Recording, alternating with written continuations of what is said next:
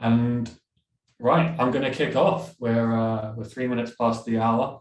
So firstly, thank you for joining Density's webinar today on the future of real estate. I'm Darren Graver. I'm in the product team here at Density, and I'll be your moderator for today's session. I'm joined by Caroline, Lauren, and Mike, all from the Density team, all of whom are CBRE alumni before they joined Density. One thing I would say about today is that audience participation is actively encouraged. So feel free to use the Q&A button at the bottom of your screen, post your questions. We'll do our best to cover as many as we can during this session and get answers to you from the experts we have with us today. But before we dive into the conversation, let's just kick off with a quick round of introductions. Caroline, I'll start with you first. If you want to introduce yourself. Yeah, well, good morning, good afternoon, everybody. My name is Caroline Davis. I am based in San Francisco. Mike, Lauren, and I started at Density about 2 months ago in a new division called Strategic Partnerships. So we're really focused on partnering with real estate providers and industry experts to ensure that they can maximize the value of Density's platform and really deliver value to their clients. Previous to Density, we all came from CBRE. I was there for about 8.5 years, really focused on business development and partnering with our large occupier clients on real estate services and solutions. Awesome, thanks, Caroline. Thanks. Mike, over to you. Awesome. Thanks, everyone. Excited to chat today. Mike Palladino, also part of the strategic partnership team here at Density, based in Washington, D.C. Prior to, I was at CBRE for 4 years, worked very closely actually with Lauren.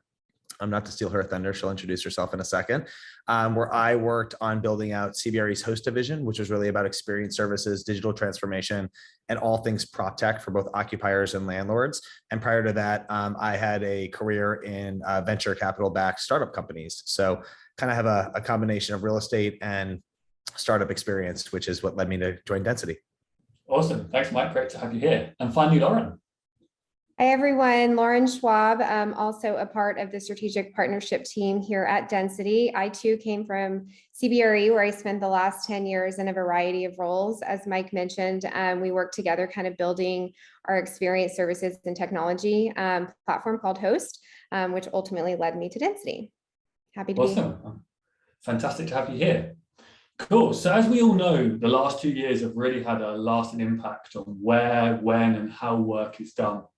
Caroline, with all this change we've witnessed, I'm curious kind of from your perspective, what are the trends and priorities and what's kind of top of mind for real estate executives right now? Yeah, absolutely. Well, like you said, to level set, the rate of change over the last 2 years has been crazy. Things are evolving at such a rapid pace. Like there are new terms like work from home, Zoom fatigue. There's different ways to engage with your employees and your coworkers, like virtual happy hours, virtual fitness classes, which what that means from a real estate perspective is that leaders and organizations have to be more nimble and agile in an industry that has historically been anything but. You think about real estate and you lock yourself into like a 5 to 10 year term, but now things are changing so rapidly. So what's top of mind is how do you manage and plan for the new normal? What's the future of work? How do you bring your employees back to the space? What's important to employees when they're back on site? I think what we know for certain post-pandemic is that flexibility is critical. Employees want optionality, not only in terms of where they work, but how they work. That doesn't mean they want to be 100% remote or 100% at the office. In fact, there was a recent survey that said, 90% of employees said that they wouldn't go back to the old ways of working, meaning employees don't want to be in the office 5 days a week. They don't want to be sitting at their desk 9 to 5. But along the same vein, they also said that over 50% of employees stated that they wanted some type of in-office cadence. So what that means is it's important to have a hybrid approach to work. The question then becomes, what's the right mix of remote versus in-person? I think what we found is that it's not a one size fits all. What's right for one company might not be right for another. And then I think at a more granular level, what's right for one team might not be right for another team. Real estate leaders are challenged at this interesting intersection to think about like, how do you meet the needs of both your employees as well as your business? What's best for the employee is around choice and flexibility. Are they engaged? Do they feel connected to their coworkers, to their culture? Do they have the ability to manage their work-life balance? Think about childcare obligations, commuting limitations. Then from a business perspective, what's right for the company? Do they have productive employees? Do they have revenue generating activities? Are they attracting and retaining top talent? All of these things influence the approach. So I think when you think about what to take into account when determining the right mix is at an individual level, like, is that person new to the company? When they're onboarding, should they be in person? How is an individual performing? Look at their metrics or KPIs. If they're underperforming, maybe an in-person approach is the right answer. From a specific role perspective, does it require collaborative work? Does it require certain technologies? So there's all this data and information that you need to consider when determining not only the right approach for a company, but also the right approach for a team. Yeah, and you talk a lot about flexibility there, right? And that seems to be a really kind of consistent theme through what you said, and that really resonates. And you mentioned towards the start about 10-year lease terms, for example. From your experience, are you seeing those lease terms change as a result of this increased flexibility and kind of changes to the way people work? Yeah, I actually recently attended an event in Arizona called Purposeful Intent, and I heard a lot of real estate leaders talking about short-term extensions. So doing kind of 1-year term extensions to buy themselves more time to have data to understand how many people are coming into the office, how are people engaging with the space when they're there, to then think about kind of what's the go forward. So I think right now it's either an extension, a shorter term lease to buy time to understand what are the trends that are going to inform their future portfolio needs. And just to add on to that, I'd say you're going to see a stronger demand in the flex space as well. So not only shorter lease terms, but then thinking about a flex model and incorporating that as well. For sure. And I think some companies are still kind of figuring out, right, what does that hybrid working strategy look like? And I guess with employees mixing their time between a variety of different spaces, perhaps flex, as you mentioned, Lauren, or perhaps a direct lease, and real estate kind of being that really high spend. It's second highest spend, right, in most organizations apart from people. C-suite executives, I guess they might be asking, do we really need office space? Why is having physical space so important? Mike, what's your thoughts on that? Yeah, I think that there's a couple different ways to look at it. One is that physical office space is still necessary for a certain demographic of people. And I don't think that gets talked about enough. There are individuals out there that want to do their best work, but don't have the luxury of working from home. So that's just table stakes. You have to have some sort of optionality for employees to feel like they can do their best work in an office setting and environment, either around people or where they can do their focus work. That does, of course, dovetail into kind of what is the flex strategy for some of these companies. We're seeing more and more companies actually in the recruiting stage of hiring people say the fact that we are able to open up the gates to allow us to hire people remotely, it has opened up a well of opportunity for talent that we've never seen before, because now you can hire people across the country that are perfect for the role that you need them to fill. However, what they're doing in order to make sure that they're not leaving those people, to use the phrase, on an island and don't feel supported, is they're actually letting them self-identify throughout the recruiting process. LinkedIn is a perfect example of this. Hey, what do you feel most comfortable doing? Do you want to work in a flex space? Do you require an office? Is there anything that we can do to help enable you from working from home in a more strategic capacity?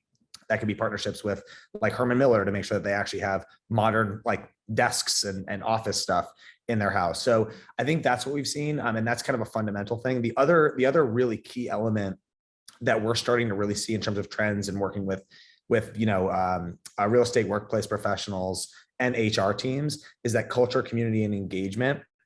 The first, I would say, year of the pandemic, there was an increase in productivity. And a lot of people are attributing that to the fact that when people were first working from home, they were able to start saving time from commuting. They were starting to, feel the buzz. There was also an element based on some of the HR studies that we heard that people were a little afraid about losing their jobs. So they kind of cranked their work into gear that first year. Then they started feeling that fatigue. And I would say, despite all the amazing initiatives that have come out in the last year to help engage with employees remotely, and I would say even my experience at Density has been phenomenal, right? We've had happy hours, they've sent us cocktail kits, they sent me all the swag, they've set up and facilitated through Zoom and digital mechanisms, ways for me to connect with my employees that otherwise, 30 years ago, I would never have the ability to do that. However, when it comes to core engagement across the board, we're seeing that it's starting to decline, and that really has fueled the Great Resignation, or at least is one key element of it.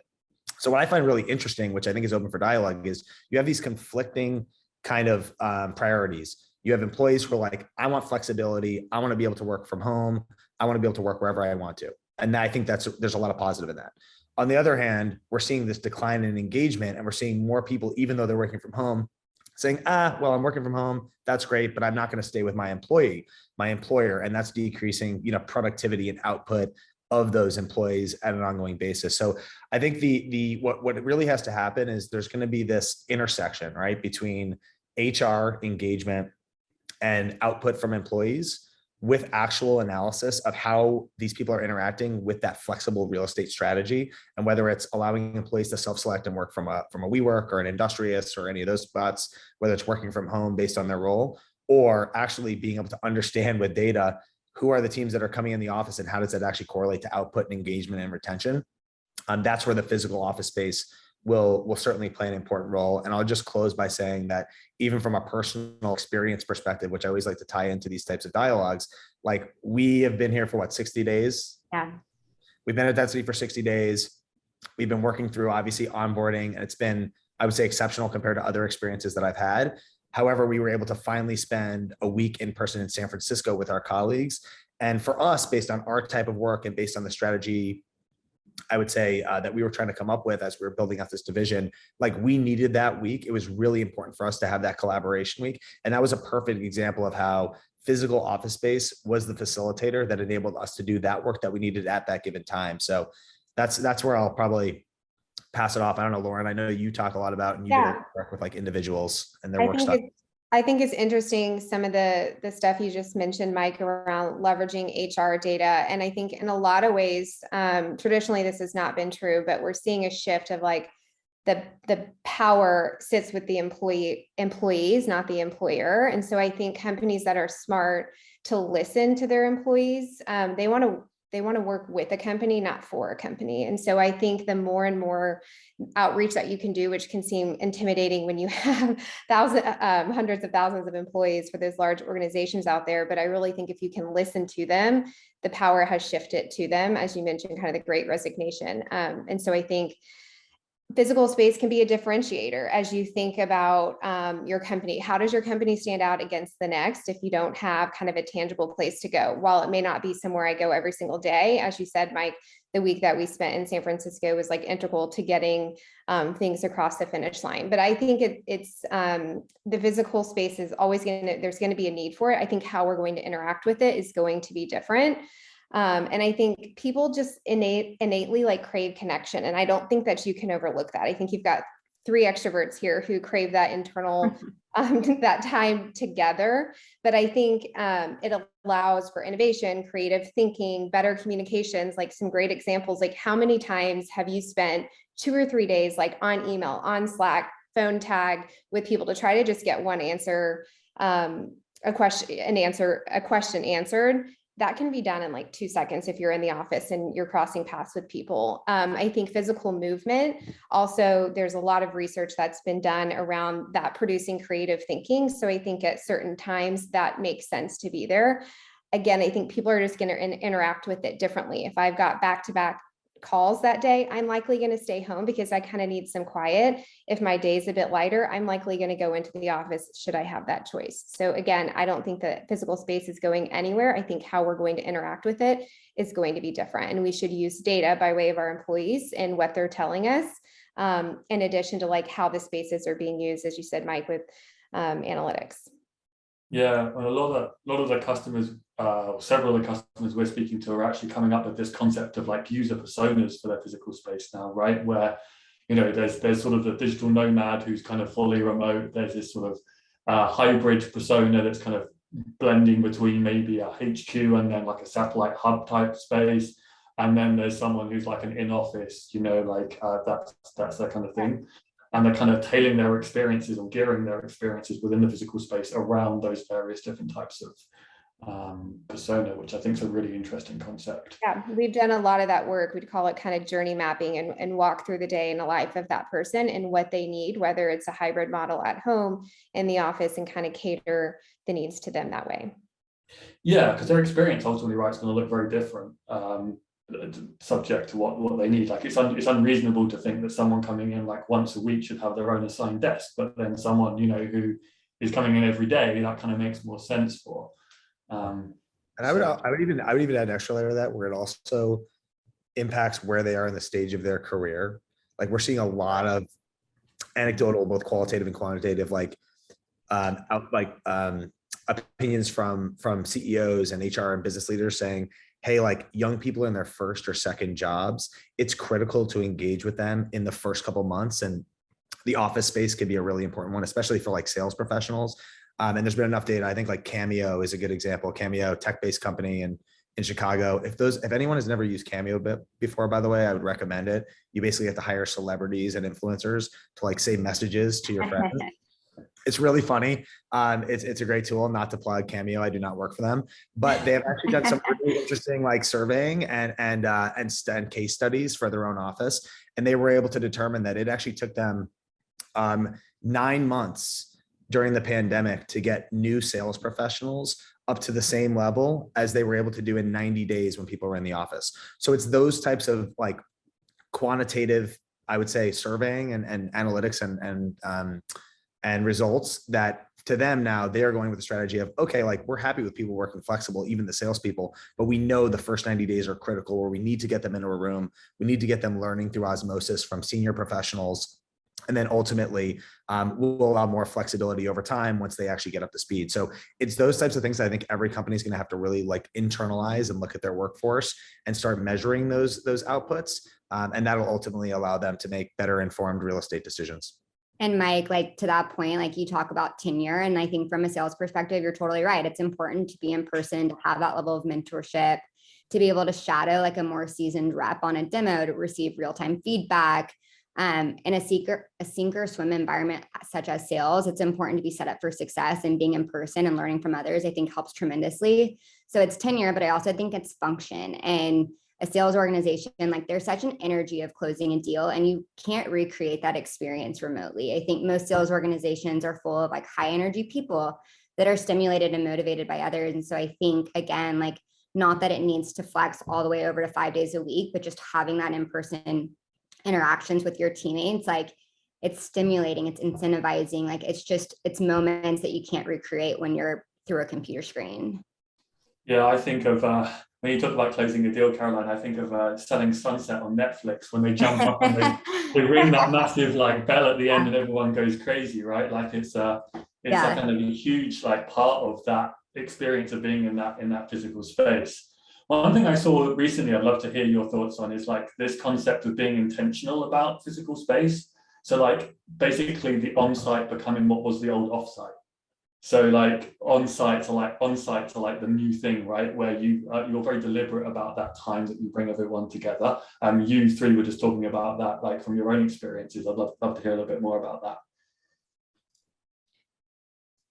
I think the way in which you use the floor plans and the space that you already have is going to change. And one example of that might be, to your point, maybe creating some larger conference rooms in a way to bring people together that you maybe normally didn't, right? And you might go to a hotel or to a flex space or something like that to have a 20, 30 person meeting. And now that can happen inside your workplace. So thinking about kind of restructuring the space that you already have, I think it's a good idea. I've got a comment here from Eric, actually. He was saying, he sort of said, flexibility is consistently identified as a key workplace feature that employees want. In addition, some research has shown that even more important than flexibility itself is the ability to define and control that flexibility based on how it works for them. Any thoughts, any reactions to that? Yeah, I think I think I understand the question, and I can take a stab. I think what you're getting at is like flexibility might vary. What I need as a working mom and my flexible schedule to drop my daughter off at school and then get to the office might be different than a young professional without those needs. But I think kind of going back to, and I know you have to put some guardrails around it and what that looks like, but I really think that those successful companies, going back to my comment around how the power has shifted to the employees and not necessarily the employer, listening to them might be a great starting point instead of just throwing spaghetti on the wall and seeing what works.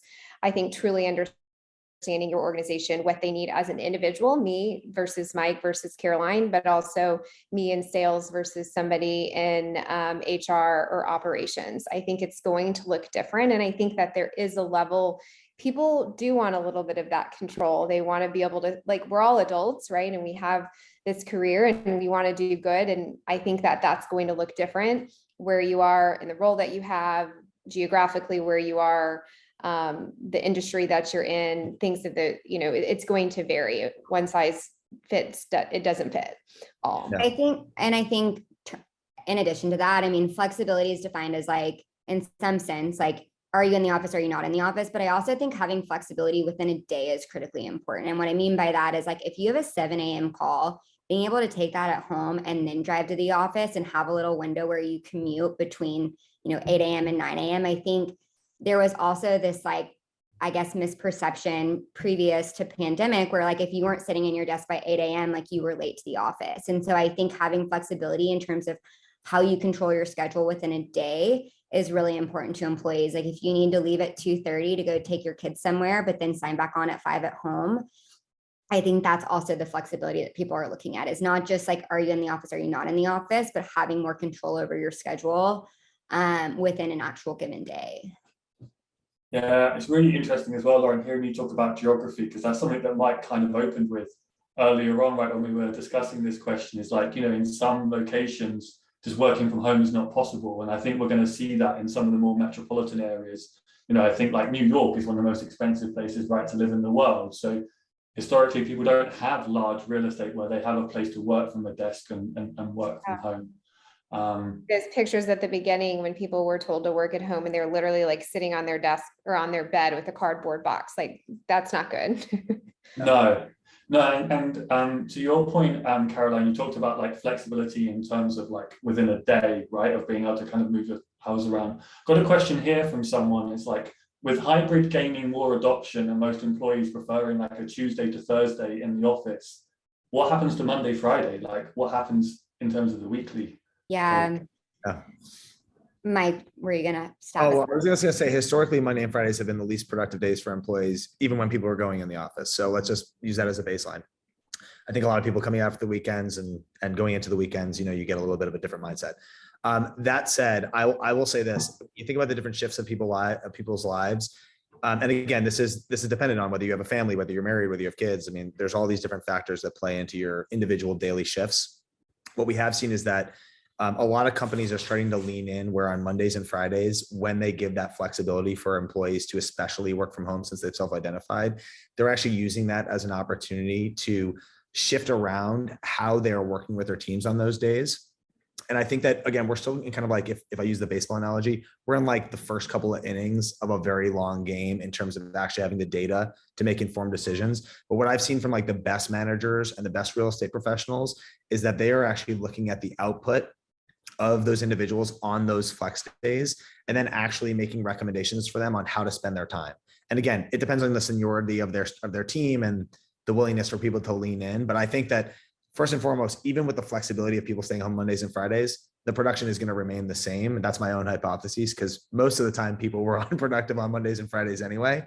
But what I think is going to be, what's going to happen more from a management and coaching standpoint for the workforce is that you will start using those Mondays and Fridays to set up the rest of the week and or plan for the following week, / ensure that, again, when you head into those really productive days historically of Tuesday through Thursday, that you have a clear line of sight into how you're going to use the office effectively and or interact with your colleagues effectively. So that's kind of my opinion and hypotheses based on managing teams and having my own employees say, Monday and Fridays are the days I want to stay home because of X, Y, and Z reason. And then you just have to make sure that they have the output during the other days when they're in the office and using it wisely. I also read an article yesterday, I think someone from Microsoft published it, and they were saying like one of the actual like downfalls of working from home was like blurring lines of work-life balance, just in terms of like work would bleed into evenings and would bleed into weekends. And so they actually recommended like not bookending either part of your weekend with meetings and giving the employees like space to do like heads down work, so that like early Monday morning, late Friday afternoon, so that they weren't having to like prep for a meeting on Sunday before their early 8 a.m. call on Monday. So I do think like having that heads down focus time on either, I mean, I'm more incentivized, like we have flexibility on Fridays as a company, and I'm more incentivized to work on Fridays just because like I have very quiet downtime to really get things that I hadn't had time to do during the week done. So I think again, like offering optionality and offering flexibility as an organization actually incentivizes employees to like optimize their time effectively, has been my experience. Yeah. And I don't know if we have time to talk about like amenities and how to get people in the office or out of the office, but we're also seeing a lot of companies, and Lauren could talk about this at length, like using Monday and Fridays to like deliver services, have at-home amenities that match the in-office amenities on those Mondays and Fridays to, again, kind of create a consistency of service and delivery and experience. Let's jump to that in a second. Yeah. I was gonna say, if the physical space, if it's important to be there to you for whatever reason, as an organization, we did, as Mike said, kind of offer like an example of one of our clients did like bagels on Friday morning, and they saw their occupancy skyrocket because people thought it was like so exciting and fun to come in for free bagels that day. So it also then brings people into community. Again, I talked about craving connection and that innovation and creativity that can happen. So if your day is historically quieter, or you want to take that time to wind down Friday afternoon, maybe do something on the morning on the front end of that.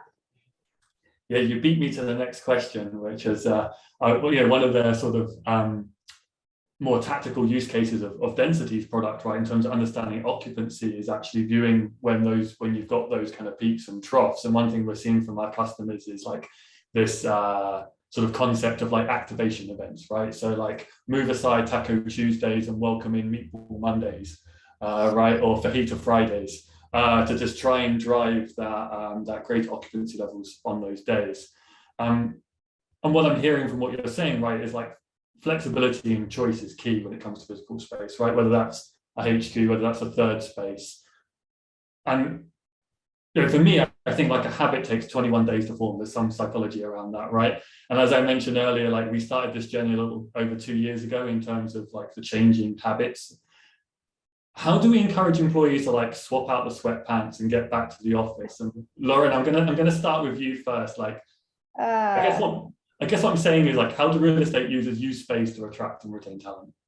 Yeah, I think, and again, kind of back to my comment earlier, your physical space can actually be a differentiator to attract and retain that talent. And I think for the last 2 years, the last year especially, we've all gotten used to some of the amenities and perks that come, so to speak, from working at home. Those can be things that can be recreated in the office, some can't. A couple of examples, I like to eat healthier. And so I find when I'm at home, I'm often able to eat a bit better because I have time to kind of prep what I need, or all the healthy foods right there in the refrigerator. When I go into an office, I'm inevitably eating somewhere nearby. It's not that great. And it's not what I'd prefer to eat. So I think I would be more incentivized to go in if I had healthier food options. And I think a lot of companies traditionally, you could be in a space that doesn't have a lot of food options near you and still bring in kind of catering options, even if it's something that you're not providing for that employee. Giving them the option and something right there is helpful. Another perk, I have my you guys can't see it, my Peloton is right behind me. If my day is slow, or it's a Friday afternoon, or at lunch, I'm not back to back on calls, I will hop on it for 20 minutes and just kind of get my head right. And I love that as a perk. I think people were scared to kind of say that early on because what Mike said kind of earlier, you just were fearful for your job. And so production went up and you were just kind of at your desk, making sure you were there.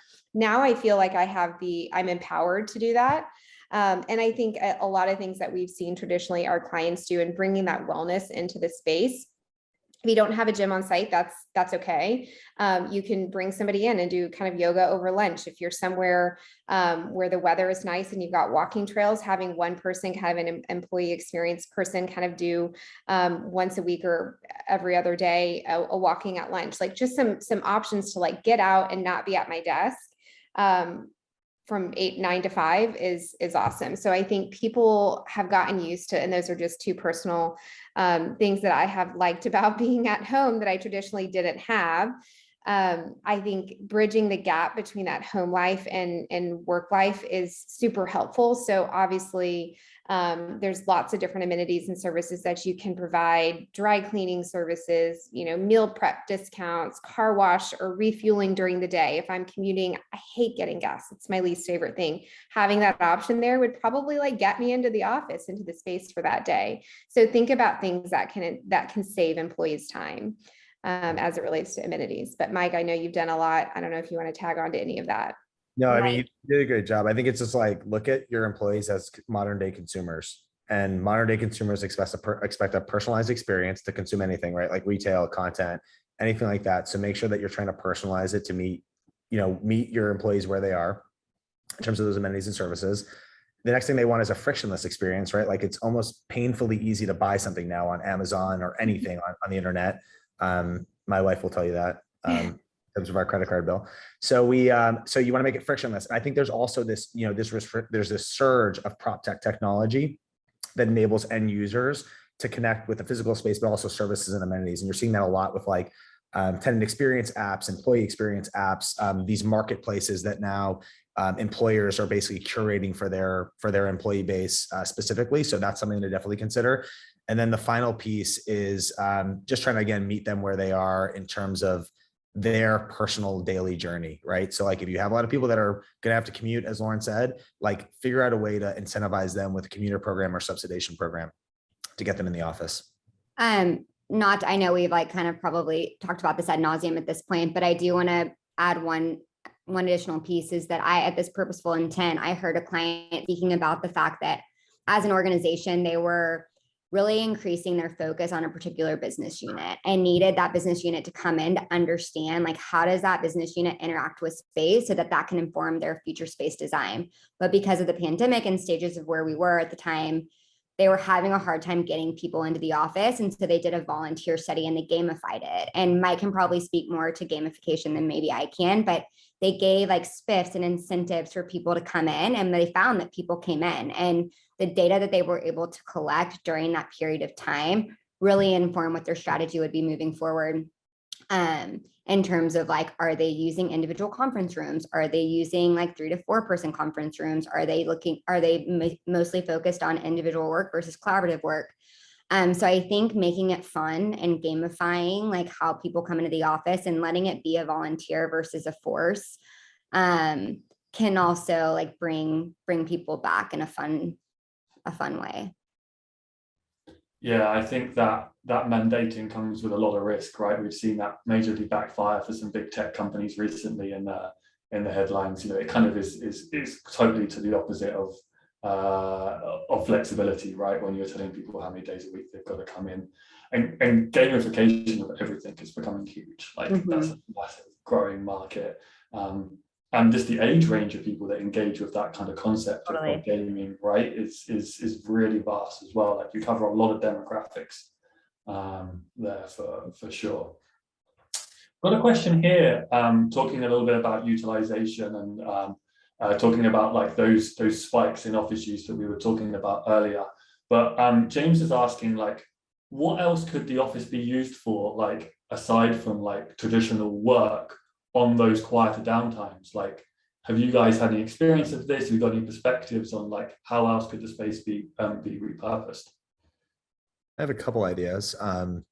Just from working with a couple other, the CBRE team and our own corporate offices. I think one thing is if you have a huge floor plate, we're actually seeing a lot of real estate organizations say, hey, if we're only going to get certain utilization on certain days, we can actually shut down an entire floor, save on energy, save on cleaning, and actually just shift again with hoteling individuals who come in and give them space to work on the utilized floors that are actually open. So that's one key element, especially in terms of driving costs and savings, which is more operational. The other one I would say is that, we've seen some creative things in our past about how people have subletted this space for specific use cases.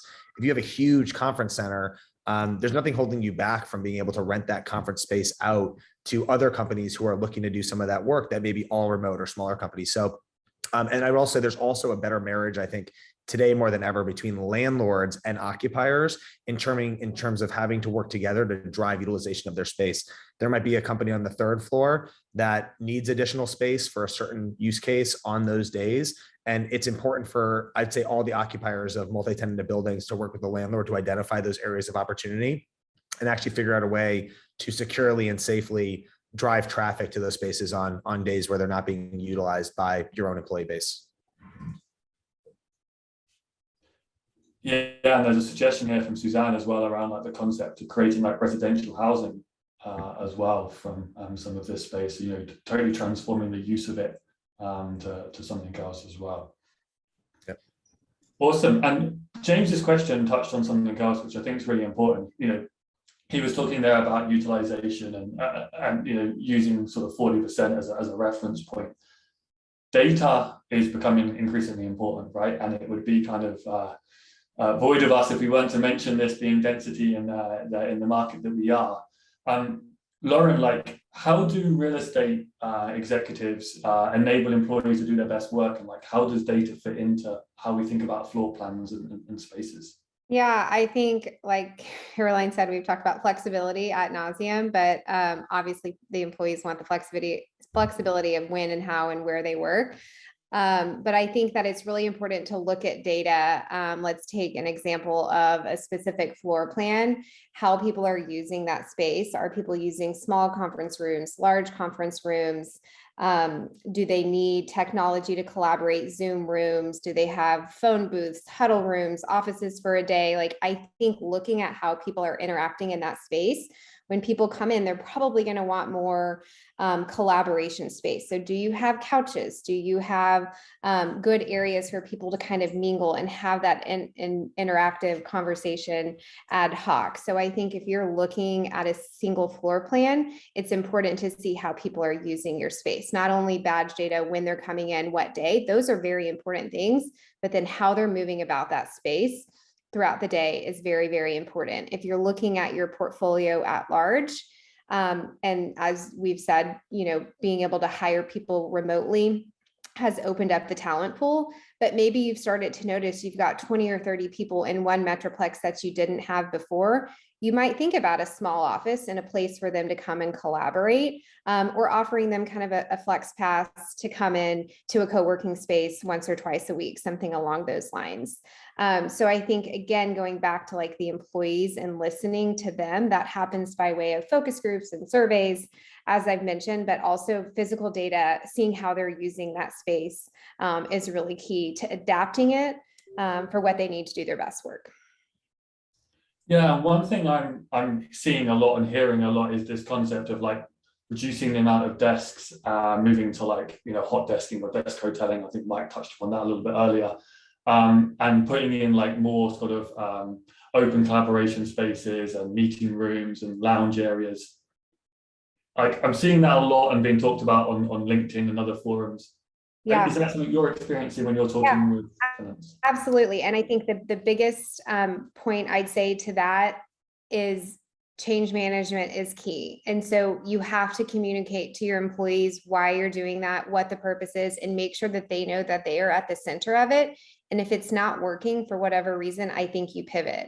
I saw a recent Cornet study that said the primary mission of CBRE folks was basically cost savings. And I think you're seeing a major shift to like providing a workplace experience that helps you attract and retain talent and keep those employees doing their best work. So when you talked about the balance sheet of these companies, like real estate being number two, number one is employees, right? In that payroll of all of those individuals. So I think when you make that shift, it's inevitable, it's going to happen, likely depending on what industry you're in, not for all, but making sure that change management of why you're doing that, and it's to the betterment of your employees will go a really long way, because it can go wrong. If you're used to, you might have some folks who are used to having a desk, and if that gets taken away, they might be frustrated. And that's kind of where the amenities and the perks and things of that nature kind of come in to counterbalance that.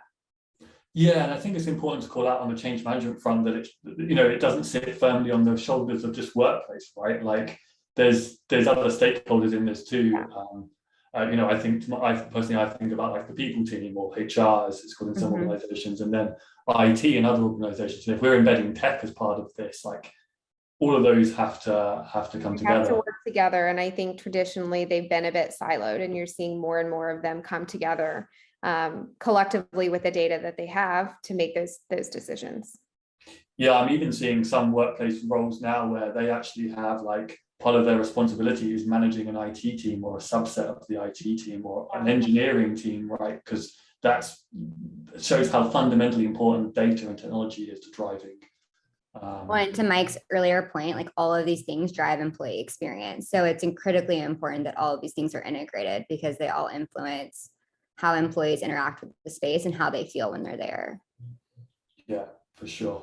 And I think that really wraps up nicely, like our conversation today on the future of real estate. I think the key takeaways there is about flexibility, employee experience, and the use of technology in terms of driving that. Lovely message from Suzanne saying, you guys are all so smart, engaged, knowledgeable on this subject. Yeah, awesome bit of feedback there to receive at the end. Thank you everyone for joining us today. Really appreciate it. Keep checking on Density's website. We'll be doing more of these webinars over the next couple of months. So lots of more different discussion points for us to all talk about. Yeah, thank you again for joining, and thank you to the panelists today too. Have Thanks, a great guys. rest of the day. Bye. Bye.